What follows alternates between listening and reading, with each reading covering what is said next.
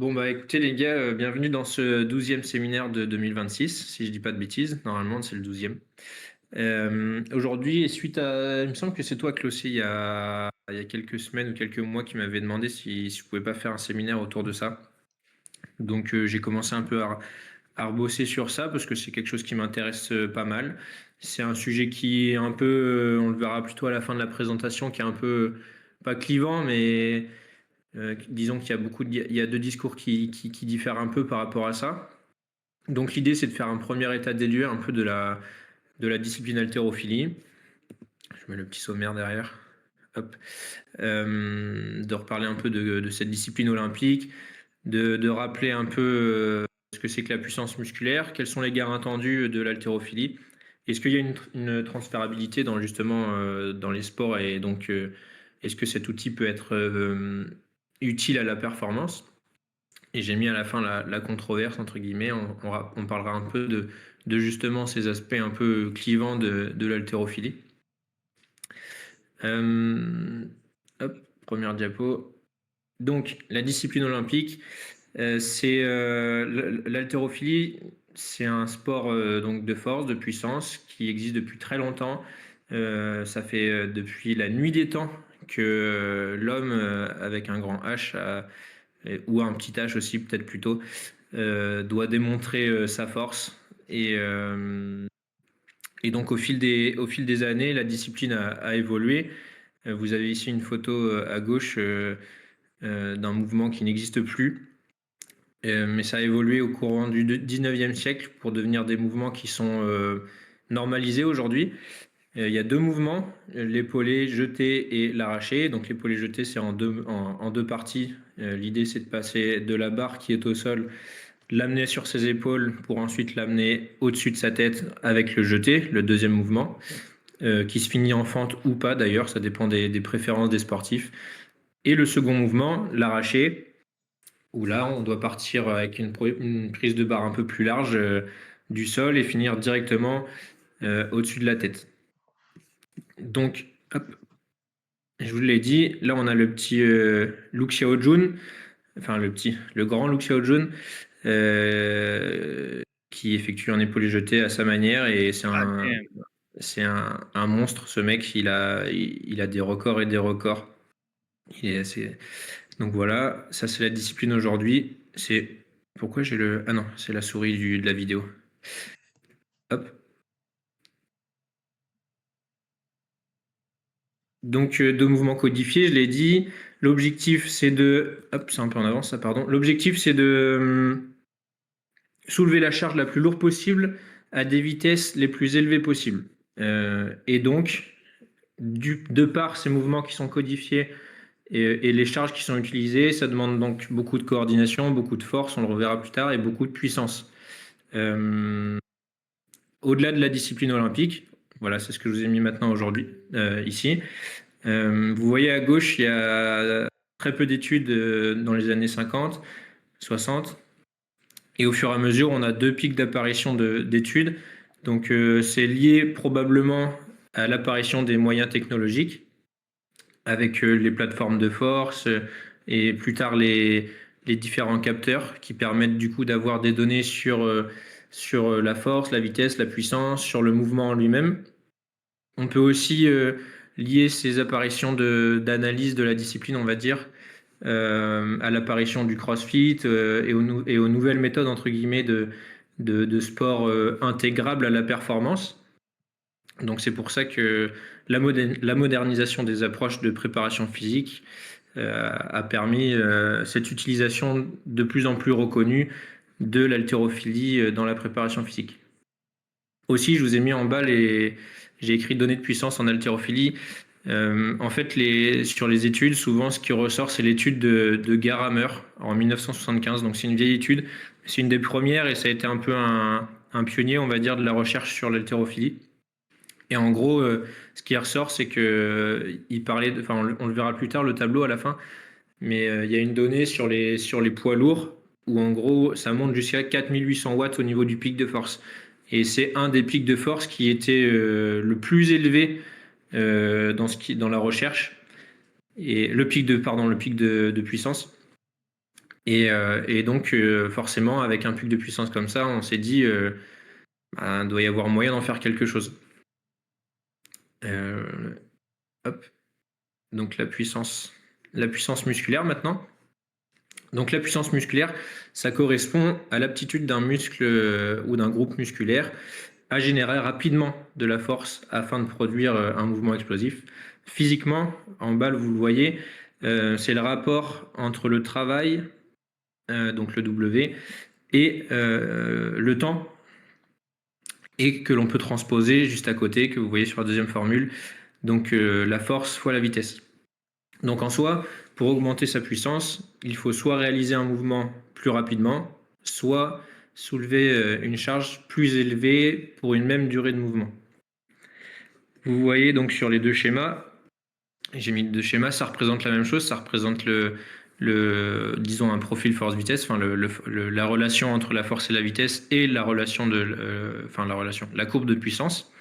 Sur la gauche, le schéma qui pourrait être plutôt sur un mouvement généralisé, et sur la droite, on voit les types de fibres, mais c'est du coup la courbe représente plutôt quelque chose sur un muscle isolé, d'où le fait qu'il n'y ait pas une courbe force-vitesse qui soit linéaire.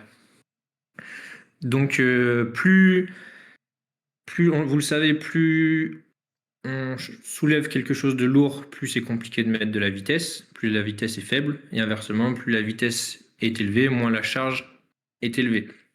Et donc sur ça, on a la courbe de puissance avec un pic de puissance qui arrive, bon, ça dépend des valeurs, ça dépend des mouvements, mais entre 60 et 75% de votre 1RM, ça dépend. Et à ce pic de puissance correspond une vitesse optimale que vous avez en bas par projection de la courbe de puissance, et sur la gauche, par projection de la courbe de puissance sur la gauche, une force optimale pour réussir à trouver cette puissance maximale. Si je passe, là c'est le tableau dont je vous parlais tout à l'heure, donc on le voit c'est dans l'étude de Garamer, ça, ce tableau-là. Les données de puissance, elles sont très élevées en haltérophilie, vous les avez en fonction du poids de corps, de gauche à droite, et en fonction de différents mouvements. C'est sur le mouvement du jerk drive. Le jerk drive, si je dis pas de bêtises, c'est quand vous avez la barre sur les épaules, ici, que vous prenez l'impulsion pour passer la barre au-dessus de la tête. Coupez-moi si c'est pas ça, mais il me semble que c'est ça. Et donc c'est le mouvement sur le... De quoi? Je pense, hein, parce que le jerk, c'est le truc complet. C'est clac, clac. Ouais. Mm. Donc drive, ouais, sans doute. Ouais, le jerk, c'est le jeter, et drive, il me semble que c'est l'impulsion en gros. Donc c'est la partie où il y a l'impulsion. Donc c'est là où on observe les plus grosses données de puissance, mais elle reste quand même très haute sur tous les autres mouvements. Et à côté, enfin en dessous, vous avez une trajectoire d'arraché, mais la trajectoire sur l'épaulé, alors je ne parlais pas du jeté, mais la trajectoire de barre entre l'arraché et l'épaulé sont plus ou moins similaires. L'objectif, c'est quand même d'avoir une trajectoire relativement proche du corps. Et ce qu'on peut voir, ce qu'on peut observer à chaque fois, et vous le savez, je pense, mais c'est que les pics de vitesse et les pics de puissance se font au niveau autour du second tirage. Donc le second tirage, c'est quand la barre passe entre les genoux et au niveau des hanches à peu près. Et donc là, c'est là où on observe les plus fortes données de puissance. Et ce qui est intéressant du coup, c'est que ça correspond aussi à des positions spécifiques de besoin de puissance aussi dans différents sports. Et on verra pour d'autres points de vue aussi, pour d'autres, comment dire, il y a d'autres choses aussi qui font que l'haltérophilie peut être intéressante. Hop. Donc, les gains attendus en haltéro, par l'haltéro. L'objectif premier de l'utilisation de l'haltérophilie reste l'amélioration des qualités physiques.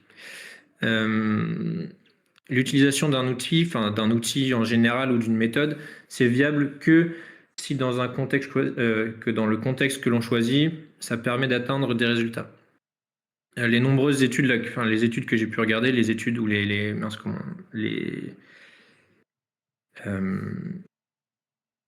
on pourra remettre j'ai un trou de mémoire, les rassemblements d'études.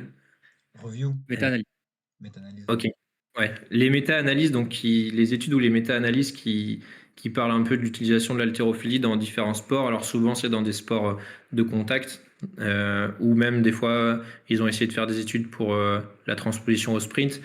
À chaque fois, ils s'accordent pour dire qu'elle améliore significativement la puissance musculaire, et particulièrement sur la hauteur de saut, les performances générales en saut. Donc, c'est souvent fait sur des squat jump, des CMJ. Et ces résultats, ils seraient meilleurs qu'un entraînement classique en musculation. Ça me semble plutôt logique. Plus je soulève lourd et plus je tente d'y inculquer la plus grande vitesse possible. La charge est là, les intentions sont là, donc donc forcément, ça me semble logique. Et enfin, en bas, le troisième point, de par la complexité du mouvement et la coordination entre les différentes parties du corps, on ressent souvent une meilleure coordination intermusculaire et une meilleure synchronisation des unités motrices. Sur une des études, ils disent que c'est plutôt évident, et on en reparlera un peu plus tard, mais qu'en gros, il n'y a pas de meilleures améliorations sur la puissance en sprint grâce à l'haltérophilie comparé à du travail de sprint. Mais ça, c'est plutôt logique. Il y a encore JB Morin, il me semble, il n'y a pas longtemps, il a encore sorti une petite vidéo où je sais plus où j'ai vu ça, où il parlait de ça. Il disait qu'il n'y avait pas mieux que le sprint pour le sprint. Bon, c'est son discours souvent et ça me semble assez logique et pertinent. Et il en reparlait il y a pas longtemps. Ouais, il faisait une vidéo avec un coureur, et il parlait de pliométrie. Et il dit, tu peux faire n'importe quel exo de pliométrie, drop, single leg, blablabla. Il n'y a pas un truc. Enfin, ils ont fait une étude avec une étudiante en master, je crois. Et Ouais. ils ont comparé plein de trucs. Et il n'y a rien qui est pour les ischios semblable au sprint. Dans tous les autres trucs, tu mets des Ouais. exercices de musculation. Ça peut être un deadlift lourd, ça peut être un drop jump, un truc de plio. Il n'y a rien qui est comparable. Ouais, ouais, même sur le complexe pied-cheville, du coup, il me semble que c'est ça, parce qu'il parlait aussi du fait qu'on arrivait avec, il a reparlé du fait qu'on arrivait avec tant de fois le poids du corps, etc., sur le pied, et que du coup, la pliométrie, en tout cas, ouais, comme tu disais, basique, n'avait pas de réel sens comparé à du travail de sprint pur, quoi. Mm. Ok. Euh, hop. Alors, la transférabilité. J'ai écrit en haut: la transférabilité ne se mesure pas à la ressemblance visuelle entre un exercice et le geste sportif, mais à la capacité de cet exercice à induire des adaptations mécaniques, nerveuses et ou physiologiques compatibles avec les contraintes réelles de la performance. Donc pour être transférable, un exercice, il n'a pas forcément besoin euh, d'être ressemblant à la discipline, c'est ce que je veux dire. C'est que pour être transférable, il faut qu'il y ait, alors c'est mieux s'il y a plusieurs choses, mais il faut qu'il y ait au moins une similarité mécanique, une similarité neuromusculaire ou une similarité physiologique. Ça veut dire que ton exercice, il est transposable, il a un aspect transposable en tout cas dans la dynamique, enfin dans l'exercice, et tu l'as choisi pour ça. L'haltérophilie, du coup, est transposable ou serait transposable pour plusieurs aspects. Les aspects biomécaniques, donc on en parlait dans l'autre jour avec Vieira, on parlait de triple extension hanche genou cheville, il me semble, je sais plus, mais du coup c'est exactement le pattern de mouvement, la biomécanique de l'haltérophilie, c'est la triple extension hanche genou cheville, et on le retrouve dans le sprint, on le retrouve dans les sauts, on le retrouve dans tout ça, et c'est donc biomécaniquement transférable, en tout cas sur cette partie-là. De manière plus générale, la mobilité générale qu'inculque et que demande l'haltéro, au niveau de la mobilité thoracique, au niveau de la mobilité des épaules, au niveau de la mobilité de hanche quand on arrive en bas, c'est des choses qui peuvent être transférables et qui peuvent être intéressantes dans l'utilisation de l'haltérophilie. Les aspects neuromusculaires, donc comme je l'ai dit, alors ça, on en reparlera juste après, mais c'est peut-être aussi un point faible. Mais la technicité de l'haltérophilie fait que ça travaille, ça demande et ça travaille beaucoup la coordination intermusculaire, notamment entre la chaîne antérieure et la chaîne postérieure. Pour réaliser un bon lift, il faut que vous puissiez être en capacité, de manière coordonnée, de pousser et de tirer en même temps. Pousser sous les jambes, tirer avec la chaîne poste pour pouvoir être le plus efficace possible. Donc ça demande beaucoup de coordination intermusculaire. La synchronisation des muscles agonistes-antagonistes, c'est ce que je viens de dire. Une amélioration du RFD, Rate of Force Development. Donc ça, c'est aujourd'hui, je pense que ça pourrait être un sujet que j'aborderai dans les prochains séminaires, le RFD, parce que je pense que au vu de ce qui est en train de sortir un peu partout, c'est une donnée qui est très intéressante et qui est en train d'être utilisée de plus en plus dans l'analyse de la performance et dans la, comment dire,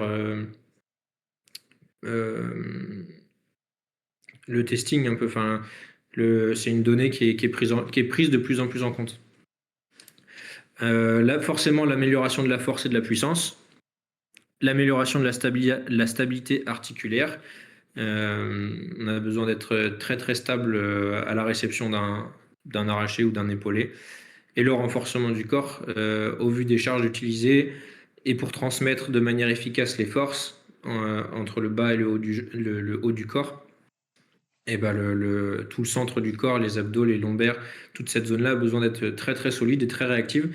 Donc c'est des choses tout ça, c'est des choses qui sont transposables dans beaucoup de disciplines, notamment les disciplines avec des sports de contact, que ça soit dans les sports collectifs ou les sports individuels, donc la boxe, le rugby, le handball, etc.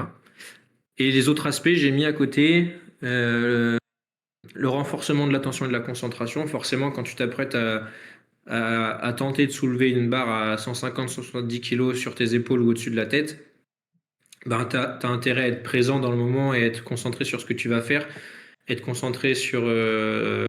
alors, les professionnels ne se concentrent pas forcément sur le mouvement, mais intrinsèquement, tu es concentré sur ce que tu fais. Et forcément, la confiance en soi, comme de manière générale, le sport. Donc voilà pour la transférabilité.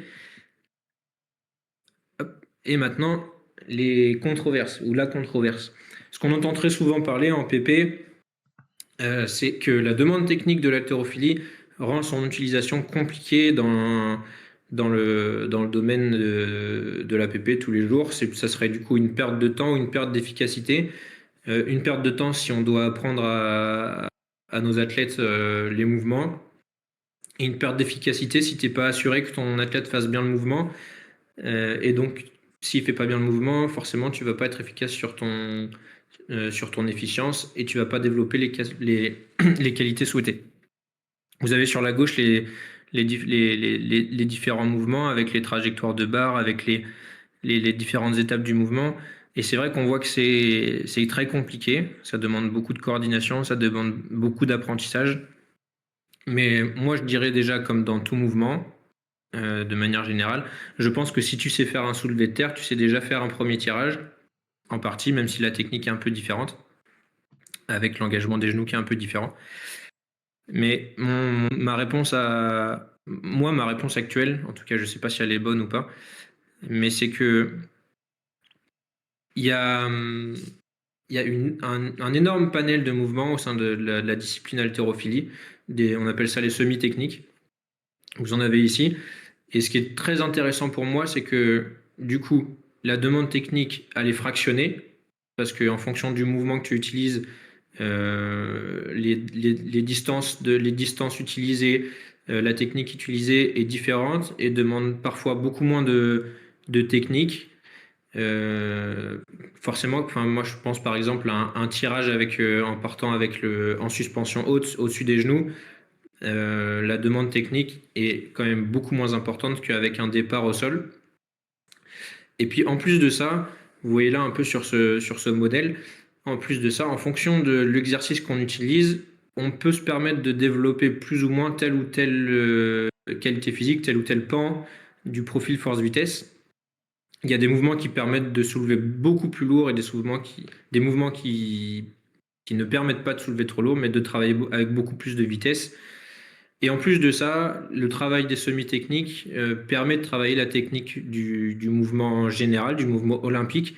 Donc je trouve que c'est un peu un cercle vertueux.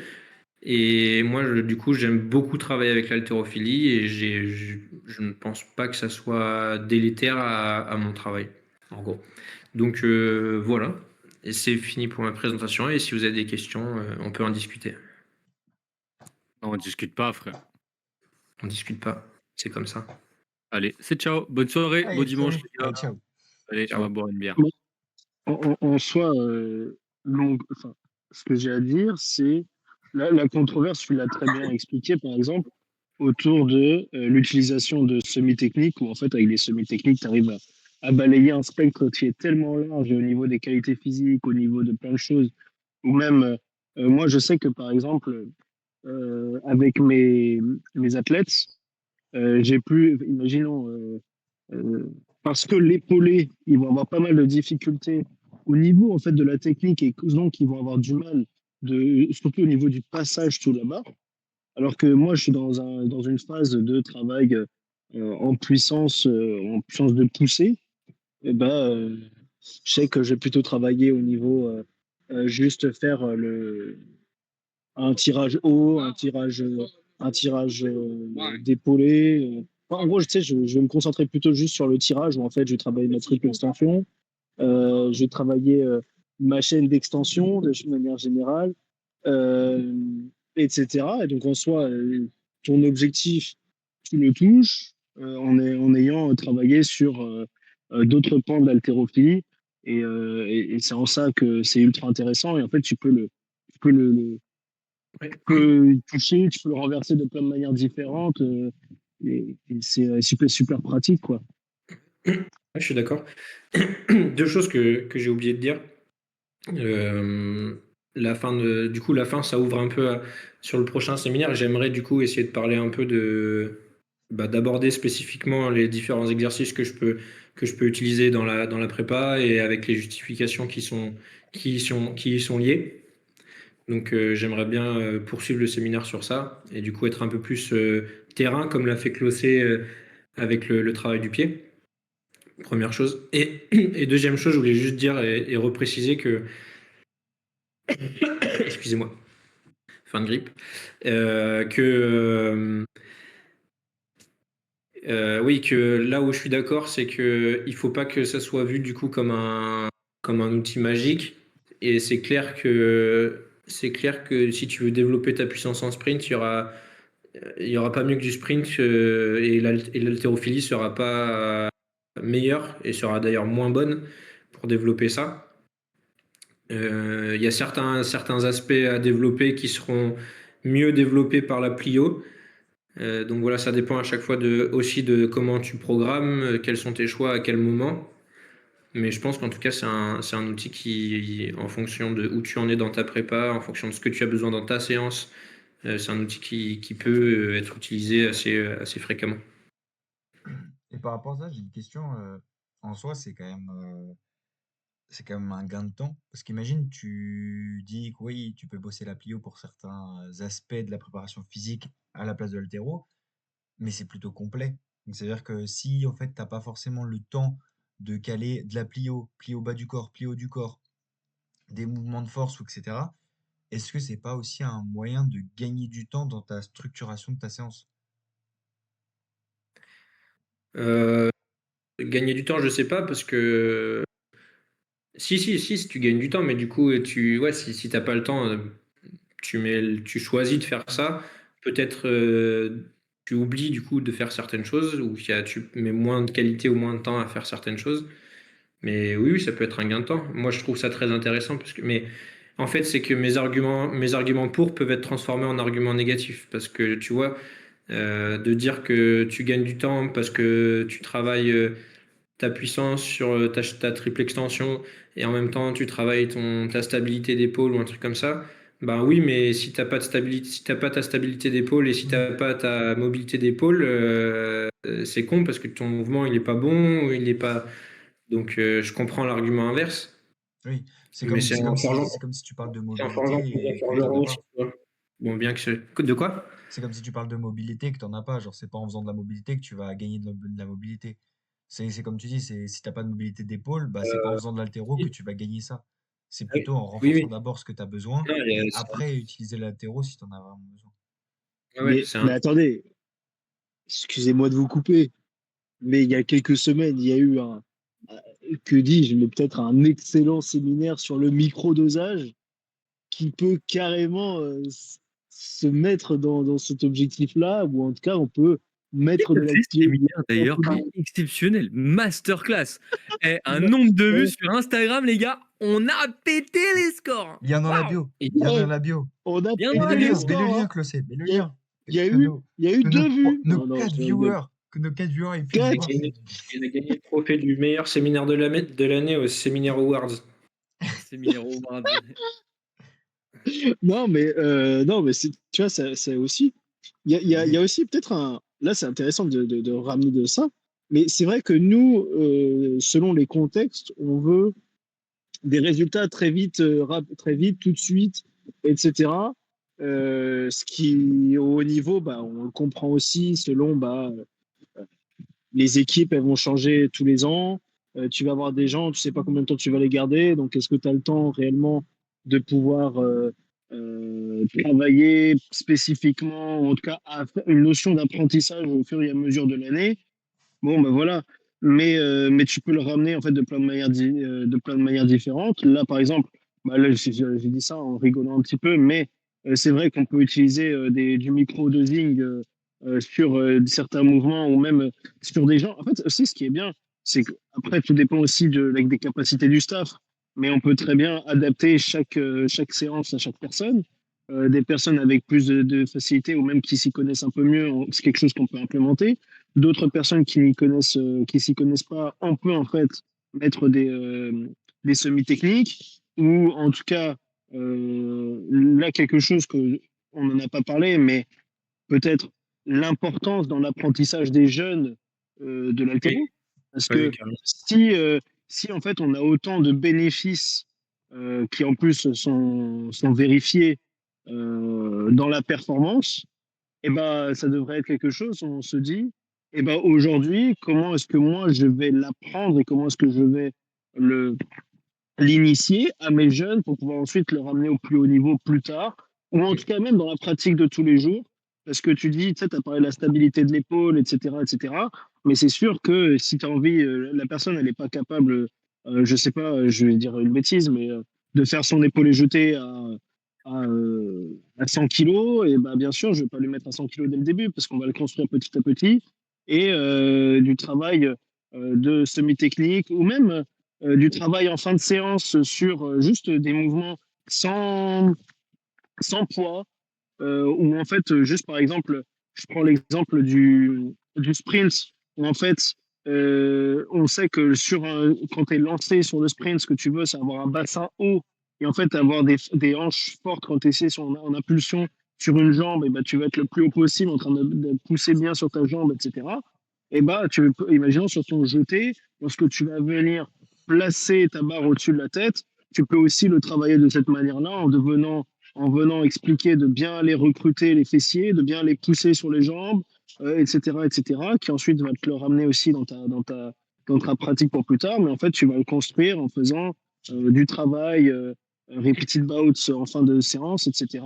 Et non, mais en gros, le truc, c'est que ce qui est bien avec l'entraînement, et peu importe, et là où il y a des débats, mais en même temps, c'est aussi des débats qui peuvent être déjà clos d'une certaine manière, c'est que ton entraînement, tu peux le moduler de tellement de manières différentes que tu peux tout faire comme tu peux rien faire. Tout dépend de la pertinence de chaque exercice. Et aussi, on avait, je sais plus c'était quel prof qui nous disait ça, mais il n'y a pas de mauvaise façon de faire à partir du moment où c'est justifié. Et si tu fais des trucs et que tu sais pas pourquoi tu les fais, voilà. Enfin, moi, c'est mon point de vue sur la chose. Excusez-moi, Ouais. j'ai accaparé la parole pendant un petit moment. Oui, comme ça. Oui. Moi, j'ai plein de questions, coach. Non, peut-être ceux qui regarderont pas, ça pourra peut-être du coup faire l'objet d'un réel, je sais pas, mais euh, quelle est vraiment la grosse plus-value entre faire ton mouvement d'haltérophilie pour développer la puissance, mais qui On l'a vu aussi avec les semi-techniques, tu peux développer plutôt la vitesse, enfin ton explo, ta force, etc. Mais reprenons la puissance. Pourquoi tu vas utiliser un semi-technique ou un geste d'haltérophilie pour développer la puissance plutôt qu'un squat ou un deadlift classique à 60% de ton RM sur 4 à 6 répétitions? Je pense qu'il est d'accord, il parle à quelqu'un d'autre. Bonne question. Je pense que ça dépend de ce que tu recherches. Et pareil, un peu comme ce que j'ai dit tout à l'heure, où est-ce que tu en es dans ta programmation, dans ton contexte, etc. déjà. Et puis, quel est l'objectif final visé, tu vois, si je travaille sur ma triple extension et que mon objectif, c'est aussi de finir avec bras au-dessus de la tête en termes de coordination de mouvement. Le travail d'arraché en suspension pour enlever la complexité du travail d'arraché classique, et ben, il aura peut-être plus d'intérêt qu'un squat ou qu'un deadlift classique. Tu vois, alors si on veut essayer de transposer un peu ça, par exemple, au handball ou sur ton jump ou au basket, sur ton jump, tu finis souvent avec dans ta coordination le bras en l'air. Du coup, ça peut être intéressant de faire ton développement de puissance comme ça. Alors, sur un cycle de force ou de puissance max, je sais pas, parce que du coup, tu vas pas être réellement dans ce que tu veux, peut-être. Et du coup, là, peut-être que c'est moins pertinent d'utiliser ça. Mais par exemple, tu es dans un cycle plutôt puissance-vitesse ou quelque chose comme ça. Ça sera peut-être pertinent de te faire un snatch départ en suspension ou un snatch départ en suspension à un bras avec halter, parce que du coup tu auras quelque chose d'un peu plus transposable à ton geste final dans la biomécanique du mouvement, et du coup tu auras moins de déperdition parce que tu travailleras sur des charges qui demandent un peu moins de technique, et en plus de ça tu es sur un mouvement qui est relativement plus simple à faire, notamment avec halter. Donc, mais je pense que oui, comme tu le dis, et je rejoins ceux qui du coup disent ça, c'est que ça n'a pas d'intérêt de faire un épaulé ou un snatch dans certaines conditions, et qui sera bien plus précis, bien plus stable, bien plus logique d'utiliser d'autres mouvements ou d'autres mêmes méthodes dans ton objectif de travail de développement de la force, de la puissance ou un truc comme ça. Ok. Ça va dépendre. Après, une autre question que j'avais, c'était par rapport au coaching. Tu vois, Il y quand a, j'étais au Canada, forcément, c'est aussi, beaucoup. Ouais. excuse-moi, je crois qu'il y a Vira qui avait un autre élément de réponse sur ça. Bah, moi, ce que je voulais juste. Je sais pas si c'est un contre-argument, mais tu sais, tu avais parlé au niveau du deuxième tirage, c'était là où tu voyais les plus hautes, les plus hauts watts. Mais ça, c'était par rapport juste à ces exercices-là, ou Bah, c'était d'une manière générale, en comparaison, par exemple, aussi avec le deadlift ou avec un squat. Est-ce que c'était là où ça développait le plus de watts? non, moi je pense que c'est le moment où ça développe le plus de watts sur un lift classique, déjà. D'accord. Ça veut dire que déjà tu as rompu pas ton inertie, mais bon, tu as ton départ du sol où tu mets ta première vitesse initiale et tout, et tu arrives à ton pic de puissance, ou en tout cas pic de vitesse sur cette phase-là. Tu vois, tu fais déjà un départ en suspension. Est-ce que le pic il se situe au même endroit? Est-ce qu'il est juste un peu plus en haut, peut-être? Donc voilà, déjà ça. Parce que, tu vois, Closset, ce serait peut-être, je sais pas, quelque chose d'intéressant par rapport, pour répondre à la question que tu as donnée, enfin, que tu as faite. C'était voir, par exemple, la différence de force, en tout cas la différence de puissance entre les différents exercices, voir si au contraire tu vas avoir une différence nette, ou si au contraire, parce que d'une certaine manière, le squat et le deadlift, c'est très grossier ce que je veux dire, mais ils peuvent être considérés comme des semi-techniques, parce que vous vous souvenez, pour ceux qui ont fait le BF1, le prof il nous avait mis au tableau que, par exemple, il faudrait faire un bon rowing, il nous avait donné des clés sur certains exercices pour ensuite bien maîtriser. Je ne sais pas à quel point, tu sais, Mathieu, à quel point c'était intéressant ou pas d'un point de vue général. Mais ça pourrait être quelque chose, peut-être qu'il y a des études là-dessus qui comparent réellement ces exercices-là, ces lifts-là, et ensuite derrière qui peuvent nous donner des éléments de réponse sur ce que tu as donné, Closset. Et à voir, ça peut être intéressant. À voir.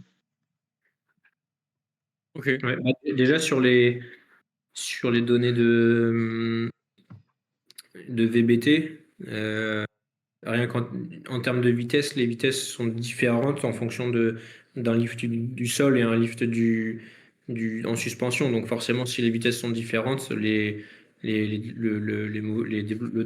puissance pardon, est différente.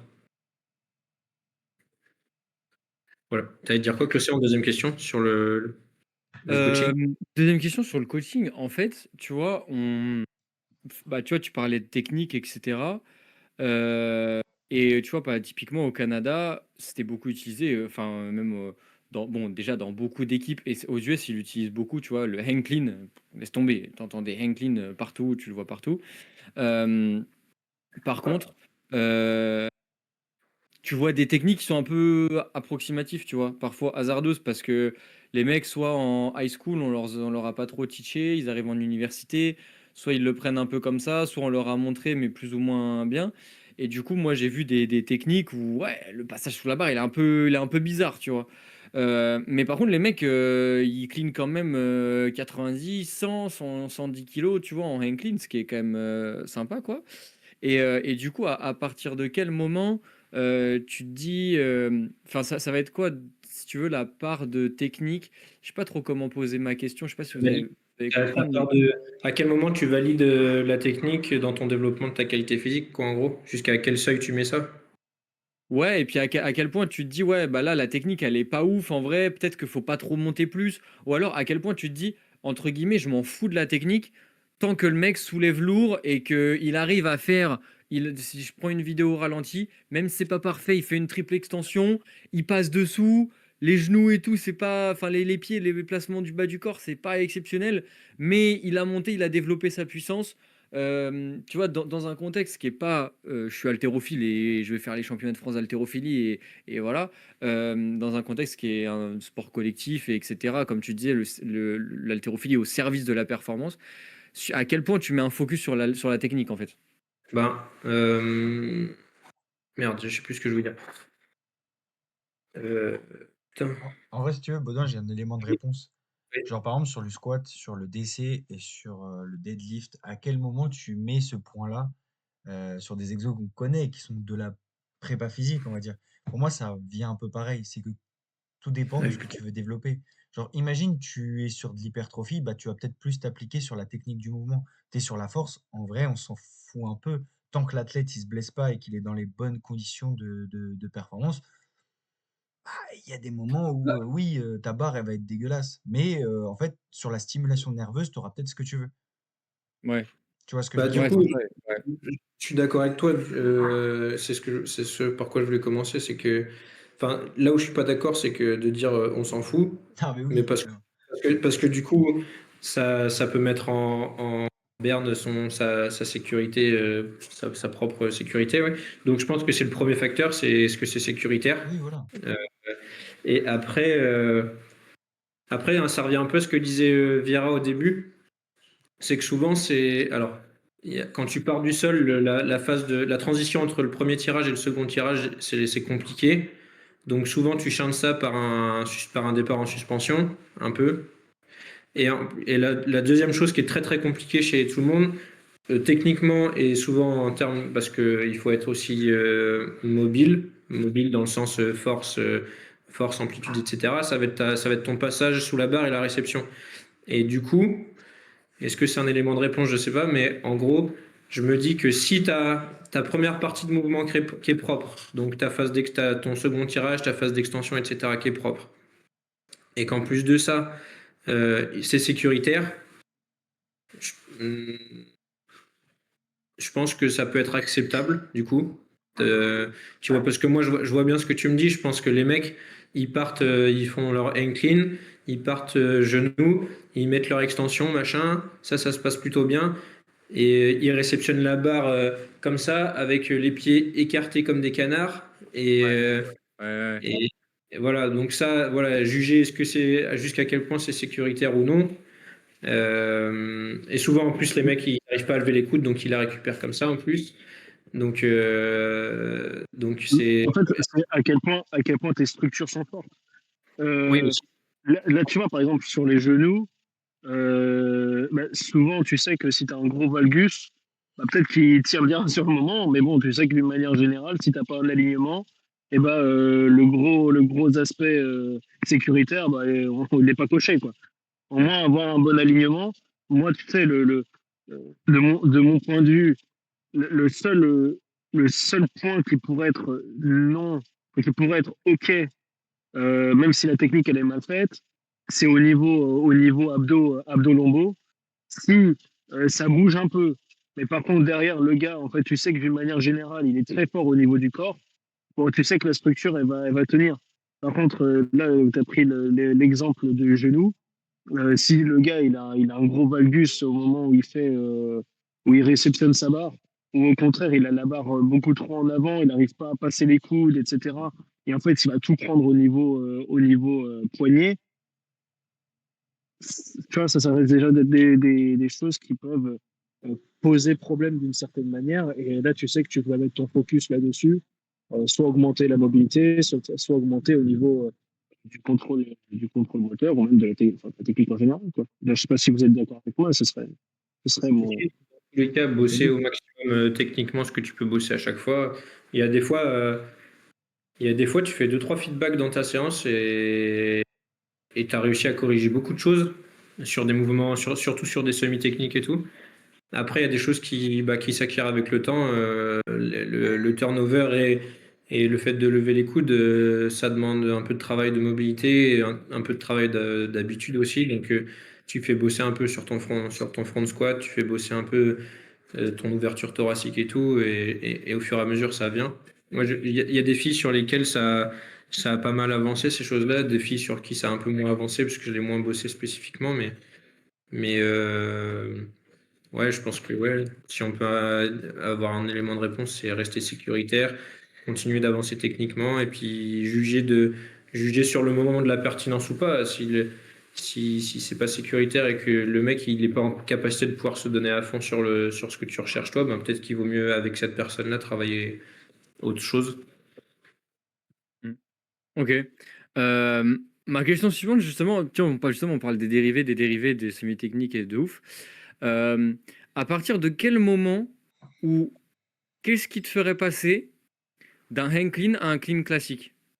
Ou d'un hang snatch à un snatch classique? Quelle plus-value tu vas voir, si t'es pas haltérophile, bien sûr, à faire un mouvement complet? Est-ce que tu resterais dessus ou sur les dérivés, sur les semi-techniques ou pas? Ben ça, ouais, je pense que alors je sais pas si c'est une bonne réponse, je sais pas si c'est une réponse juste en tout cas. Mais tu vois, les mouvements complets, la logique du mouvement complet, en tout cas par rapport à, si on prend un clean par rapport à un clean classique, logiquement, tu es censé être capable de pouvoir mettre plus lourd sur ton mouvement complet, parce que si techniquement tu es bon, parce que tu as une phase d'accélération qui est plus importante, euh, mais ça dépend de ta technique. Donc je sais pas, je pense que ma réponse, ça serait juste qu'est-ce que tu cherches à bosser dans ton cycle. Si tu cherches à être plus sur tel axe de ton profil force-vitesse, bosse plus telle technique, telle semi-technique ou pas. Et si tu es plus sur cet axe-là de ton profil force-vitesse ou des qualités que tu cherches à travailler, bosse plus ça.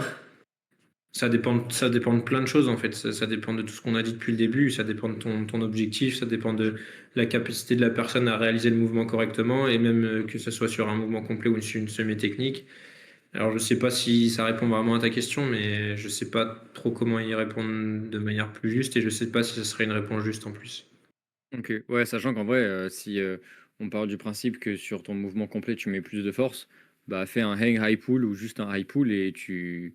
tu développeras autant de force, mais juste tu n'auras pas le côté technique galère du passage de genou, etc., qui peut être casse-couille. Euh, et après, dernière chose, c'est à partir de quel âge? Est-ce que tu mettrais, par exemple, moi j'ai des gamins de 12 à 17, tu vois.